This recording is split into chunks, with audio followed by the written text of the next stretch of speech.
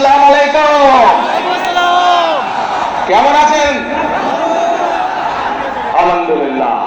প্রিয় বগুড়াবাসী, আজ প্রথমেই আল্লাহর দরবারে আমি শুকরিয়া আদায় করছি, কারণ আজ থেকে প্রায় 2.5-3 মাস আগে আমরা এখানে একটি জনসভা করেছিলাম, নির্বাচনী জনসভা। সেই নির্বাচনের জনসভার দিনে এরকম মাঠ কানায় কানায় পরিপূর্ণ ছিল। সেই নির্বাচনটা কেমন করে হয়েছিল কম বেশি সারা দেশের মানুষ জানে।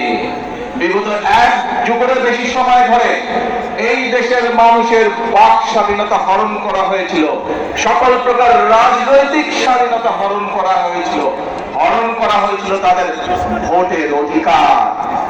1 যুগের বেশি সময় ধরে বিএনপি সহ বাংলাদেশের সকল রাজনৈতিক দল যারা গণতন্ত্রে বিশ্বাস করে, বাংলাদেশের মানুষের ভোটের অধিকারে বিশ্বাস করে, সেই দলগুলো ধীরে ধীরে আন্দোলন গড়ে তুলেছিল এবং 2024 সালে 5ই আগস্ট সমগ্র দেশের ছাত্র জনতা সহ সকল নারী পুরুষ সকলে রাজপথে নেমে এসেছিল এবং সেই দিন স্বৈরাচার পালিয়ে যেতে বাধ্য হয়েছিল এই বাংলাদেশ থেকে।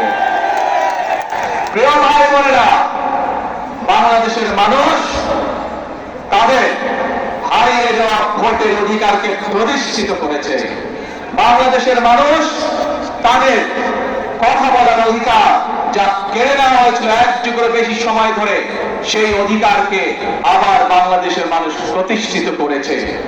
প্রিয় বগুড়াবাসী, বাংলাদেশের মানুষ দেখেছিল সেই 1 যুগ সময় ধরে যখন মানুষের ভোটের অধিকার ছিল না, কথা বলার অধিকার ছিল না, আমরা দেখেছিলাম কিভাবে দেশে কথা বলেছিল উন্নয়নের, কিন্তু উন্নয়নের নাম করে মেগা প্রজেক্টের নাম করে কিভাবে সেদিন মেগা দুর্নীতি করা হয়েছিল। বাংলাদেশ থেকে এই দেশের মানুষের লক্ষ লক্ষ কোটি কোটি টাকা কিভাবে বিদেশে পাচার হয়েছে দেশের মানুষ দেখেছে সেটি। প্রিয় ভাই বোনেরা, বিগত ফেব্রুয়ারি 12 তারিখে এই দেশের মানুষ তাদের ভোটের অধিকারকে প্রয়োগ করেছে। যে অধিকার কেড়ে নেওয়া হয়েছিল, ভোটের অধিকার প্রয়োগ করার মাধ্যমে বাংলাদেশের মানুষ রায় দিয়ে দিয়েছে যে দেশের মানুষ কাদেরকে দেশের দায়িত্ব আগামী 5 বছর দিতে চায় এবং 12 তারিখের নির্বাচনে বাংলাদেশের মানুষ পরিষ্কার ভাবে বাংলাদেশ জাতীয়তাবাদী দলকে আগামী 5 বছর দেশ পরিচালনা করার দায়িত্ব দিয়েছে। প্রিয় ভাই বোনেরা, নির্বাচন হয়েছে, নির্বাচনের আগে দিয়ে আমরা বলেছিলাম দেশের মানুষকে যে কিভাবে আমরা যদি দায়িত্ব দেয় দেশের মানুষ, তাহলে আমরা কিভাবে দেশ পরিচালনা করব।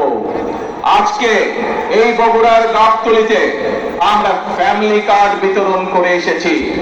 দেশের মানুষের সামনে প্রতিশ্রুতি